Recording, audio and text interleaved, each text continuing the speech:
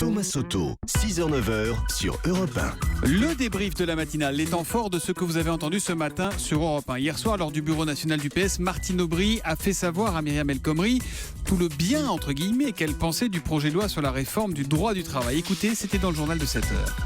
J'ai essayé d'expliquer à Myriam El Khomri que la réforme du Code du travail qu'elle prévoyait n'est une réforme ni qui améliore la compétitivité des entreprises, ni qui accroît la protection des salariés.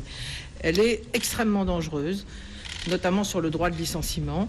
Les réponses, il y en a. Il faut parler des nouvelles technologies et de leurs conséquences. Il faut parler de l'ubérisation de la société. Ce n'est pas le projet de loi actuel. Nathalie Kosciusko-Morizet va annoncer sa candidature à la primaire des Républicains ce soir. Michel Alliot-Marie devrait en faire autant, nous révélait Aurélie Herbemont tout à l'heure à 7h30.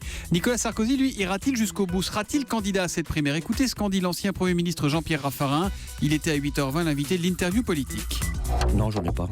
Il vous l'a dit ou... Parce que c'est sa nature, c'est sa conviction. Alors peut-être qu'à un moment ou un autre, il pourra revenir sur ce sujet. Mais pour le moment, il est dans un logiciel qui est un logiciel de mobilisation. Il voit l'état du pays comme d'autres et il va apporter sa réponse à l'état du pays. Donc je pense qu'on peut faire le pari raisonnablement qu'il est candidat, oui.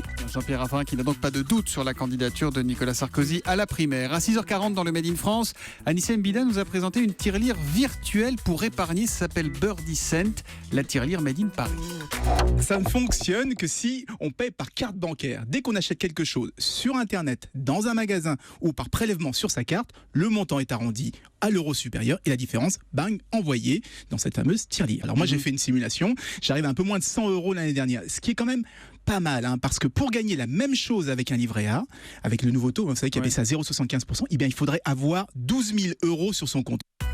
Et puis le livre de la jungle revient sur grand écran mais dans une version revisitée. Mathieu Charrier nous révélait dès 6h ce matin les noms des acteurs qui vont doubler les animaux dans la version française. Écoutez.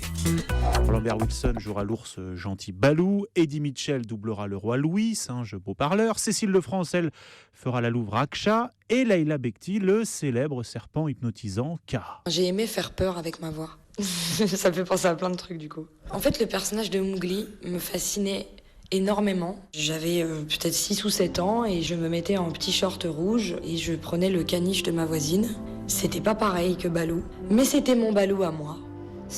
Maintenant, je sais très très bien faire le serpent. Il en faut peu pour être heureux, vraiment très peu pour être heureux. Il faut se ça fait chanter hors micro.